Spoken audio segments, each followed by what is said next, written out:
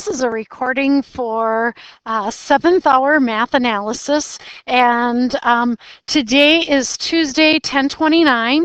You need to turn in your quarter passes for first quarter. Today is the last day of first quarter, and your writing homework 4A, it will be due on Friday. We're going to finish the notes for 1-3. If possible, we'll start 1-4 today. Otherwise, we'll wait until tomorrow.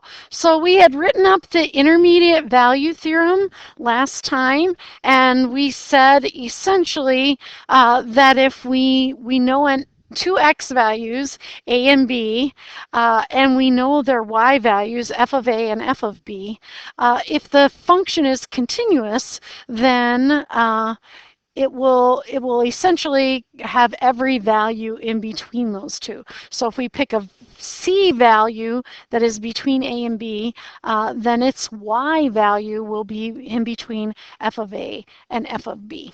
So the next thing I want you to write down about this is this corollary.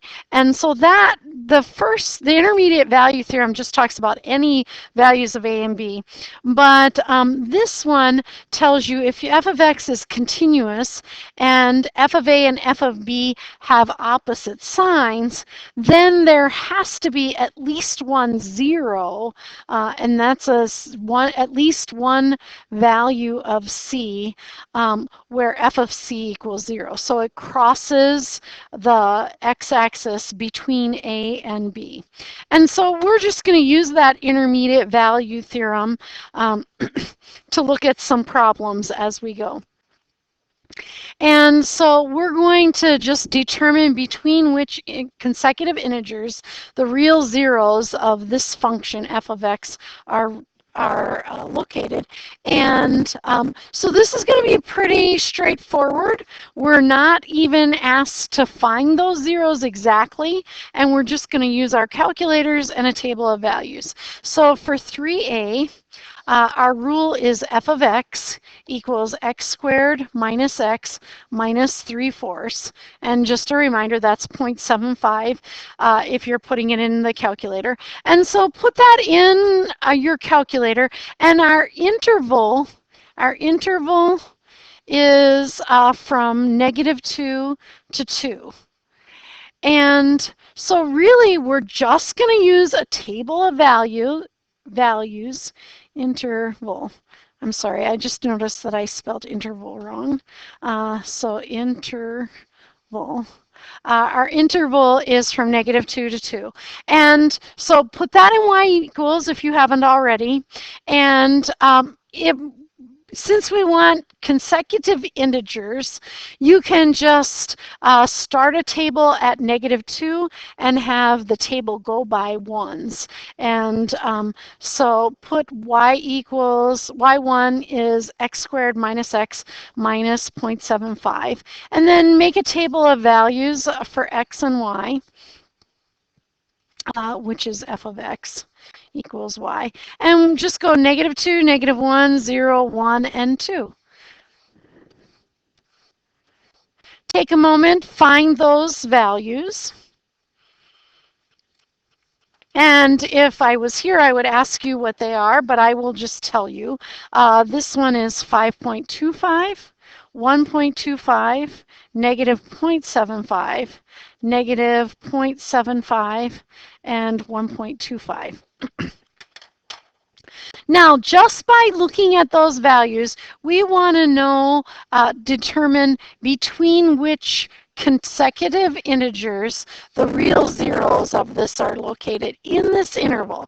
So look, when x is -2, it's positive, y is positive. When x is -1, excuse me, y is positive. When x is 0, y is negative. That means between the integers of -1 and 0, this changed sign, so it must have crossed the x-axis. So 1, 0, is between -1 and 0. The way I'm going to write that is I'm going to write, I'll push this up a little bit, -1 is less than x, which is less than 0. And that's for in this little area because it changed sign. And then at 1, it's also -0.75, so that's a negative answer.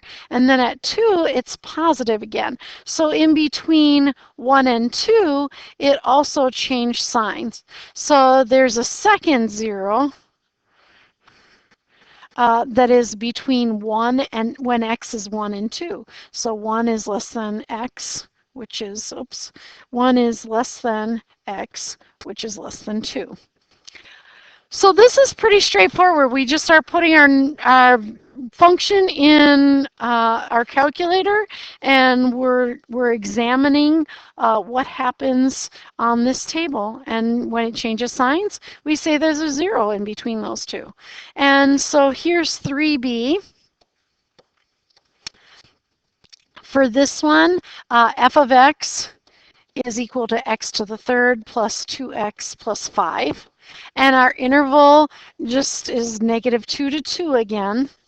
So take a moment, put that rule in y equals and x and f of x. So we just want to determine between which consecutive integers the real zeros of f of x equals x to the third plus 2x plus 5 are located in this interval. So we're just going to go -2, -1, 0, 1, and 2. And again, take a moment, figure out what those y values are.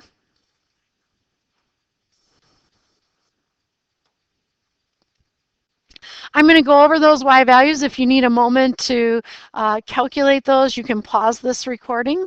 Otherwise, I'll just say what they are now. So those y values are -7, 2, 5, 8, and 17.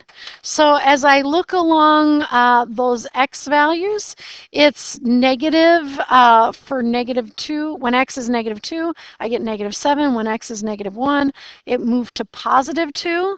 So that means between these two x values, it's going to cross that x-axis.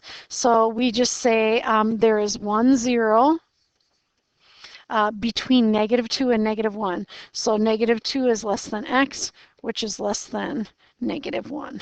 My -1 did not turn out super well. -1. And so that's really all that we were asked for that one as well.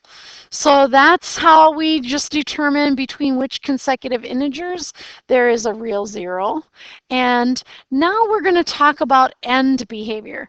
Now, remember we looked at limits a little bit already when we were looking at our tables of values. And maybe I'll just I'm on slide 14. That's just to remind myself. We'll just look at one of these that we had before.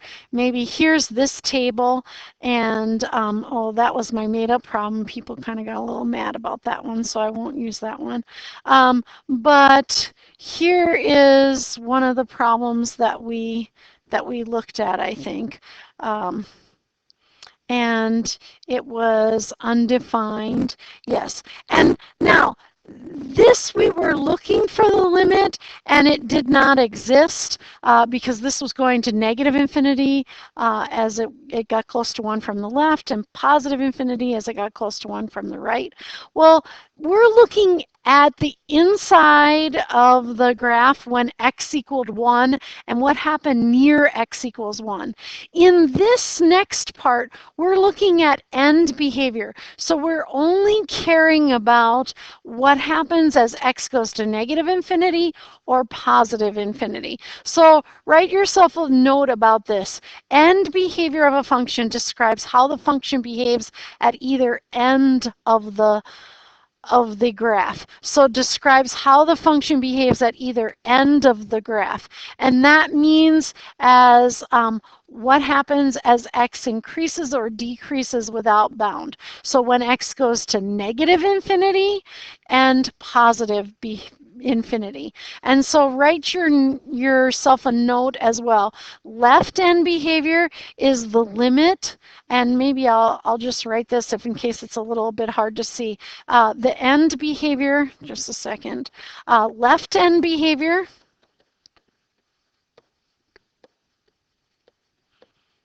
is the limit of f of x as x goes to negative infinity. So that's what happens as x goes to negative infinity, what happens to the y values. And maybe it'll go to positive infinity or negative infinity or some value as we look at that.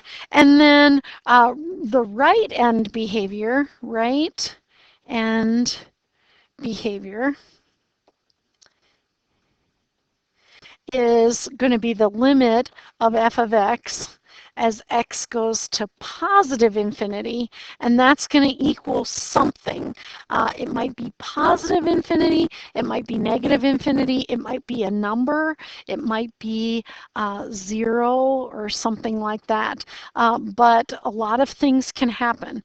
So if you would just jot down this little picture here and just a graph of that, and I'll just kind of graph it as well. It looks like it's kind of going like that.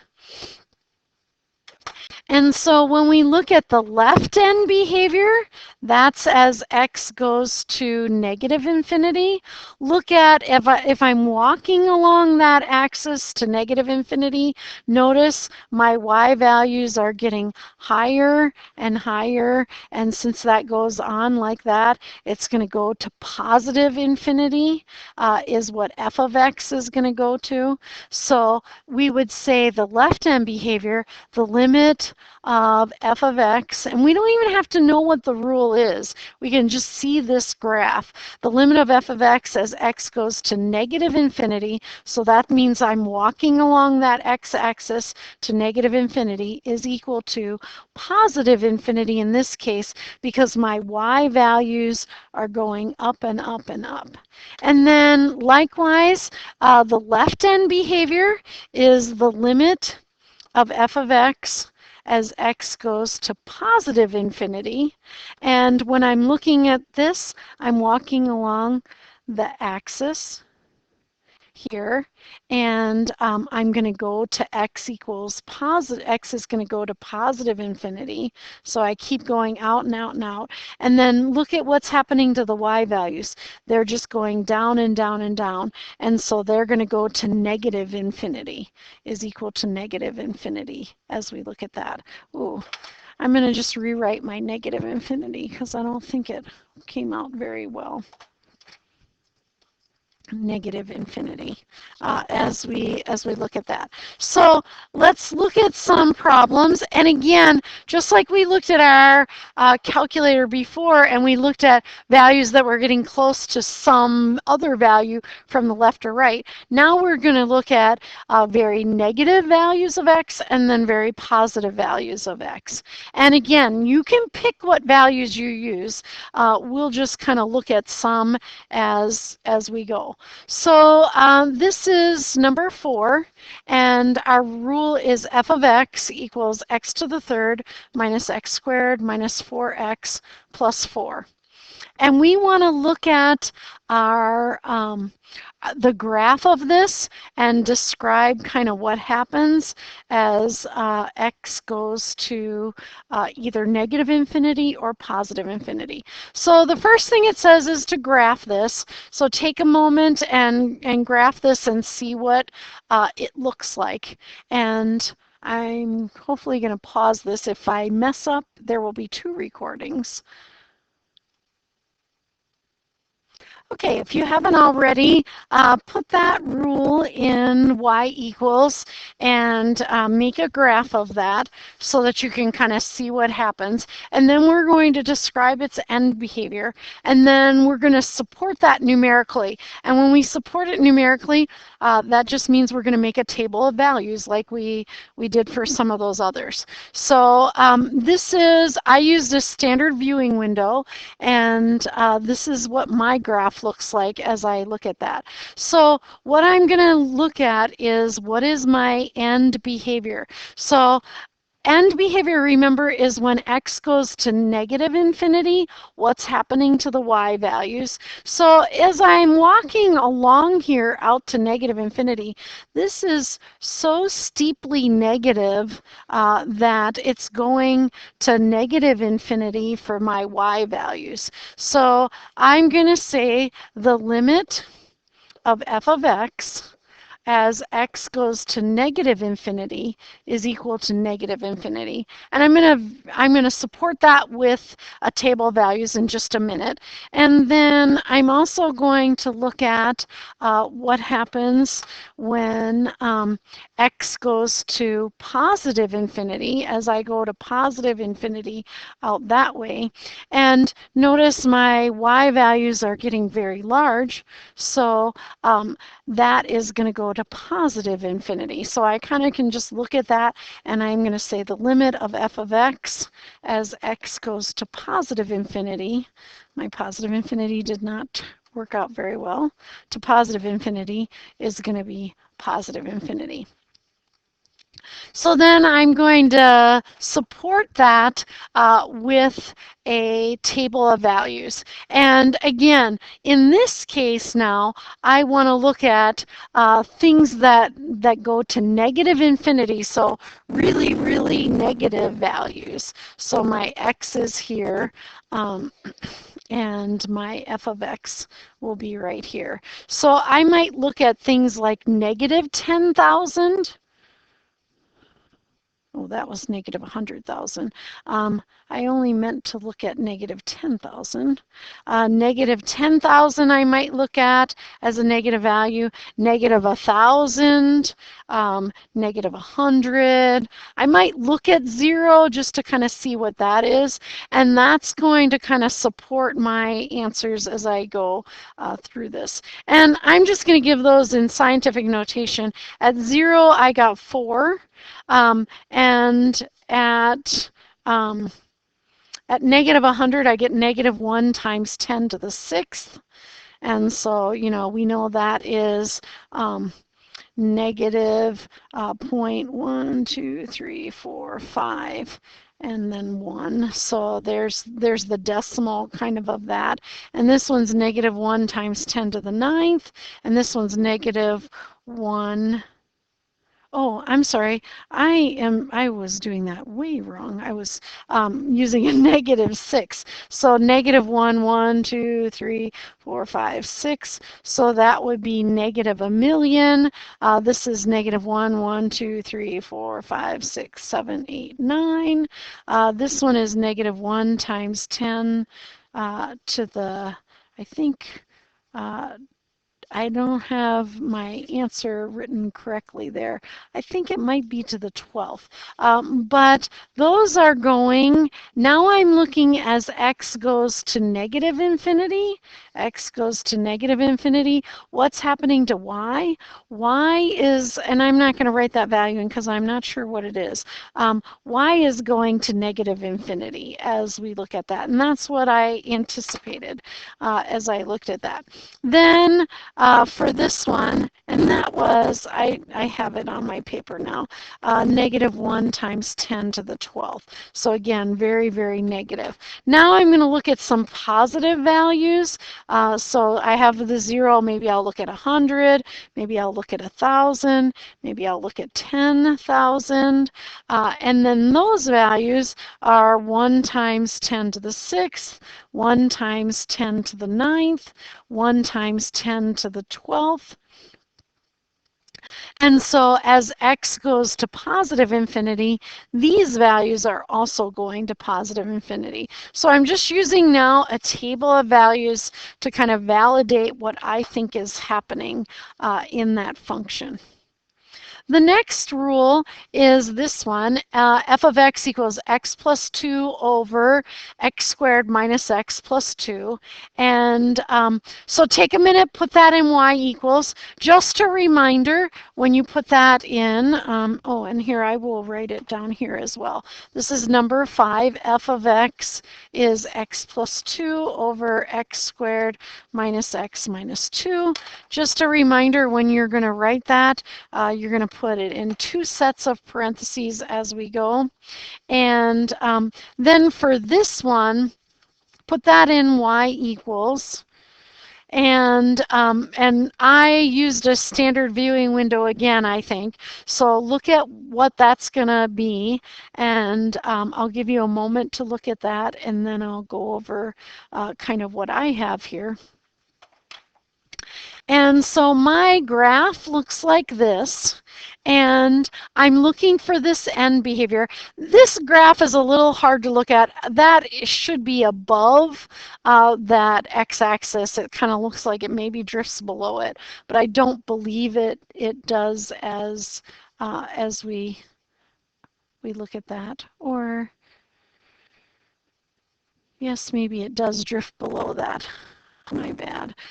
So it's just a little hard to tell exactly what those values are, but they certainly seem to be hugging that x-axis. So as x goes to negative infinity, what's happening to y? Well, it looks like it's hovering right at that axis, so I think it's going to go to 0. So I'm going to say that the limit of f of x as x goes to negative infinity, I think those y values are getting closer and closer to 0 as we go that direction. And then I'm going to look as x goes to positive infinity. Well, look at those y values again. They look like they are super close to 0. So I'm going to say the limit of f of x as x goes to positive infinity is also going to be 0. And then I'm going to just support that numerically with a table of values. So I'm going to have an x and f of x. And again, you know, I might find a 0 value just to kind of give me something in the middle, but really I want to look at super negative numbers and super positive numbers. So I'm going to do the same thing. Negative 10,000, negative 1,000, negative 100. I'll try 0. I'll try 100, 1,000, and 10,000. So go ahead and kind of see what you get for values. Those are negative, so it did drift below that axis. And at 0, it's negative 1. I'll just put that in. I don't really care that much what it is at 0, but I want to look at these other values. At negative 100, it's negative 0.01. At negative 1,000, it's negative 0.001. And at negative 10,000, it's negative 0.0001. And so I think as x is going to negative infinity, oh, I didn't write that one. X is going to negative infinity.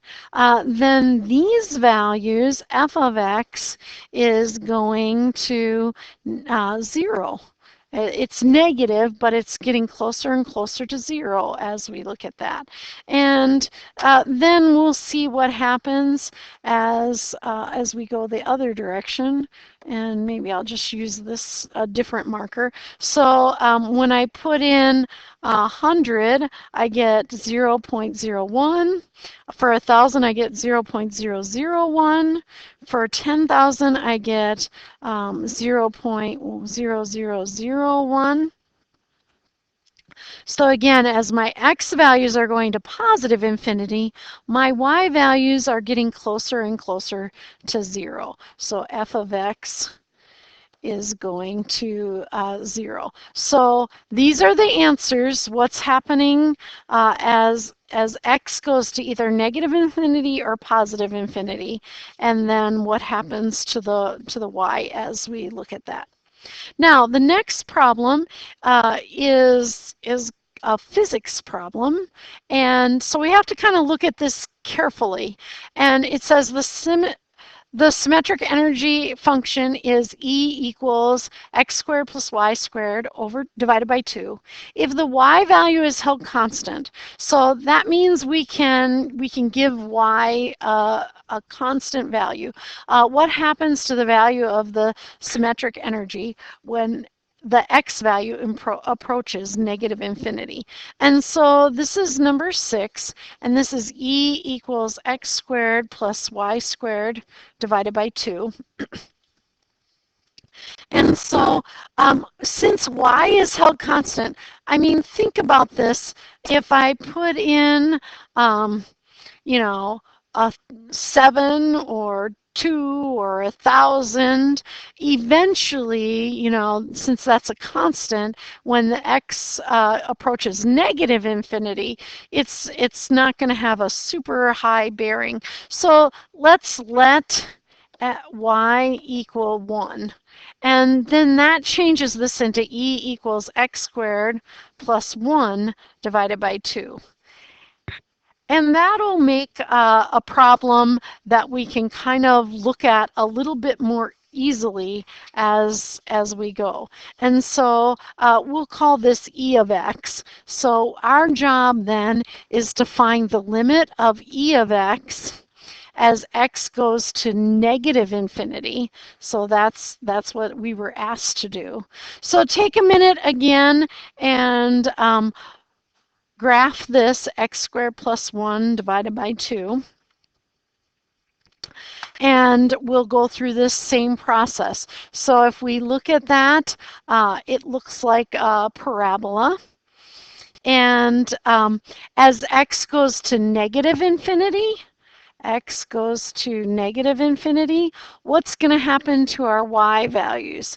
Well, it looks like the y values, f of x, or in this case, e of x is going to go to positive infinity. So the limit of e of x as x goes to negative infinity is going to be positive infinity. And we can again use that table of values to see what happens there.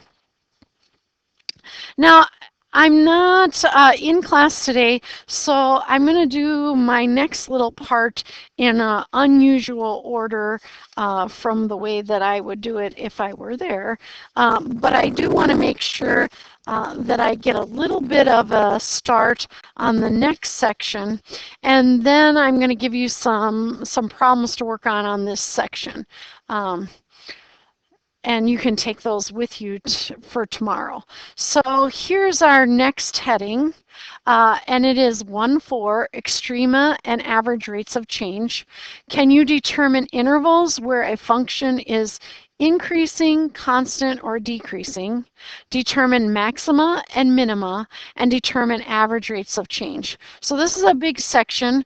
If you need to pause this to write that heading, go ahead and do that. And so I'm just gonna continue on. So again, pause this if you need to. And then when you're ready, you can kind of start looking at this. So there's our vocabulary. We'll kind of go over it as we approach it in the problems. And I like this little picture because it's kind of easy to see what's happening. And it says, look at this graph, and we read a graph from left to right just like we ordinarily read in the English language. So if I reproduce this, here's -5 here, there's 0, and if you just maybe put a dot here someplace and then one horizontally from there, and have it go from negative infinity to -5 as increasing to there, and then constant, and then decreasing. And so we read a graph just like we read in the English language. So from negative infinity, as I'm walking along the x-axis, it's below, below. I step on it, and then it's above, above, above. But this whole section, it's increasing. So this graph is increasing in the interval from negative infinity to -5. When we give our interval, we always give the x values as we look at that. And then it is constant all along here, but the x values are from -5 to 0. So it is constant from -5 to 0. And when we give these intervals, we always, we don't include the endpoints, so we always use parentheses as we go.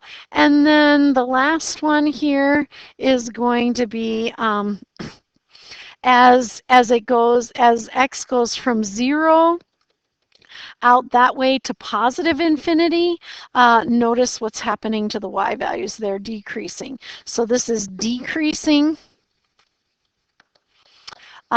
in the interval from 0 to infinity. Oops. And so that's a nice little graphical interpretation to look at what is happening to that graph as we look at it. Now, if you remember that intermediate value theorem, kind of saying if you know f of a and f of b and a and b and c is between there, then it includes all the values. Well, we kind of use that idea to look at this increasing and decreasing. And so here's kind of the information about this. So increasing, decreasing, and constant functions. So the way that I would look at this is by the symbol part. I will read in words. A function is increasing on an interval if and only if for any 2 points in that interval L, a positive change in x results in a positive change in f of x. So a positive change in x results in a positive change of f of x. So you might want to write this the other way. For every x1 and x2 in an interval L, then f of x1 is less than f of x2 when x1 is less than x2. And so that's what's happening in those intervals. And then a function is decreasing. So it's decreasing on an interval L if and only if for any 2 points in L, a positive change in x, so a positive change in x results in a negative change of f of x. So the y's get littler. And of course, you know, having these pictures would be a good idea as well. So for every x1 and x2 in the interval L, f of x1 is greater than f of x2 if x1 is less than x2. So it's going from a high y value to a lower y value. And then the last one here is the constant function. It's constant if and only if for any 2 points in L, a positive change in x results in a 0 change of f of x. Now be careful because it doesn't mean f of x is 0. It just means there's no change in f of x. They're all the same. And that's why I think the symbols one is a little easier to follow, especially for this one. For every x1 and x2 in an interval, f of x1 equals f of x2 if and only if x1 is less than x2. And so you can see again on these pictures what is happening there. Now, I just wanted to kind of get a little start on that lesson, and I'll talk more about that when I'm back on Wednesday. But right now, I'm going to go back to this 1-4 or 1-3 lesson, and I'm going to have you do some problems. This is the first problem. There's a handout with problems on it, and the teacher should give you that handout. You can just take this with you, and we'll go over it tomorrow in class, and then we'll move on in section 4. And so just a reminder, homework 3 is due tomorrow, Wednesday, and homework 4A will be due on Friday. So I will see you tomorrow. You can work on those the rest of the hour. If you do get to a point where you want to check them, you can do that as well, maybe. Or I would say maybe put it in the folder and we'll go over it next time. Thank you. Sorry about that confusion.